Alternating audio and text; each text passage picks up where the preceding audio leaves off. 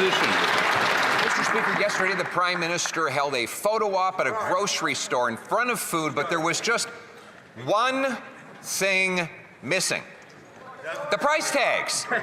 He had ordered his PMO staff to literally show up early at the grocery store and remove the price tags. They're back up today. We went and checked, and they're really high. In fact, grocery prices are rising faster in Canada than in any other G7 country, twice as fast as in the States, twice as fast as when he took office. Mr. Speaker, the hidden costs that this Prime Minister imposes on inflation will not go away because he tries to take down the price tag. Why won't he take down the price? The Right Honourable Prime Minister. Mr. Speaker, yesterday, before I had lunch with the Premier of Ontario, I had a long meeting with the Premier of Ontario. I would like to introduce the Leader of the Opposition to the Premier of Ontario so we can learn something about cooperation, cooperation on housing, cooperation on building the best auto sector in the world, cooperation on good jobs for Ontarians and Canadians, cooperation on rising wages, which have risen faster than inflation every single month of the year. The Honourable Leader of the Opposition. Mr. Speaker, if Canadians could eat the Prime Minister's photo op, there wouldn't be an empty stomach in the country. He's had lots of meetings. He's had signing ceremonies. He's had grand announcements and new bureaucracies. But what he hasn't delivered is real results. His biggest promise was that he was going to make food prices affordable. Since that time, food inflation has doubled, the worst in the G7. It's the result of his hidden taxes, the inflation tax from his deficits, the fuel taxes on farmers, fertilizers, and farm equipment. Why won't he, instead of trying to hide the price tag, why won't he get rid of the cost? The Right Honourable Prime Minister. Mr. Speaker, here's something we don't hide. Here's something we're proud of. Over 140,000 new jobs net created since the summer. More than the United States. Here's something else.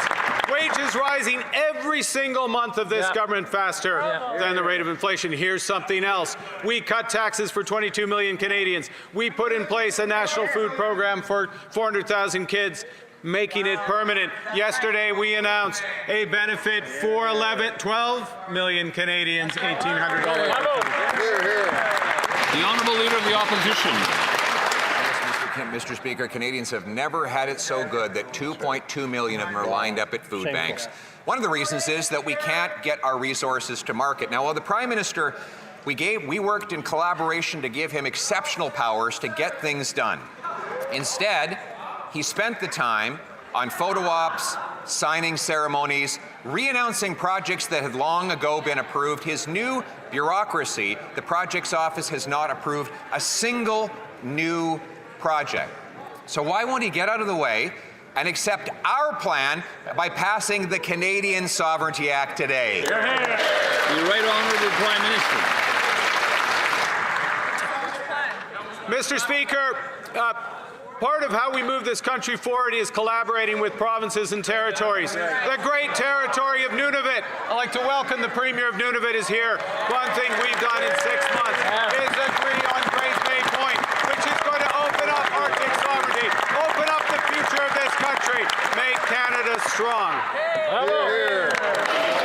I assume the Prime Minister meant that the Premier of Nunavut was in the area, not in the House. The Honourable Leader of the Opposition. Mr. Speaker, of course we love the Premier of Nunavut, but all the Prime Minister has is meetings, announcements, signing ceremonies, but never shovels in the ground. Never results that matter to people. Not a single pipeline approved. His project office has not approved a single new project. In fact, he hasn't removed a single pre-existing Liberal bureaucracy or single pre-existing anti-development law. All he has to do is get out of the way, adopt the Canadian Sovereignty Act so that we can get building and become self-reliant and strong. The Right Honourable Prime Minister. Mr. Speaker, Mr. Speaker, last time we were in this House, the member opposite stood up and had a semblance or a reduction of the MOU with Alberta. The Alberta MOU is not consistent with the Sovereignty Act. The Alberta MOU will build a pipeline to Tidewater. The Alberta MOU will build carbon capture and storage. It will build nuclear. It will build data centers. It will build our future. The Sovereignty Act will destroy it.